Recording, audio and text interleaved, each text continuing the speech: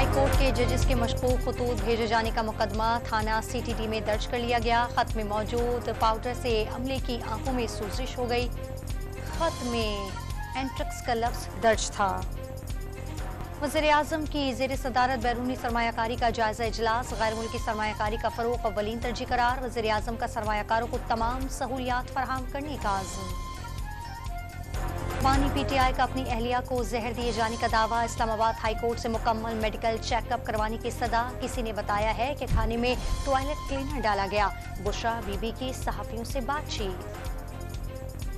और वज़ीर आला खैबर पख्तूनख्वा अली अमीन गंटापुर की ज़ेर सदारत सुन्नी इत्तेहाद काउंसिल की पार्लिमानी पार्टी का इजलास। 9 मई की जुडिशल इंक्वायरी फार्म 45 के मुताबिक मैंडेट वापस करने की करारदाद मंजूर। मखसूस नशिस्तें वापस देने और जजेस के इल्जामात पर सुप्रीम कोर्ट का फुल बेंच तश्कील देने का भी मुतालबा।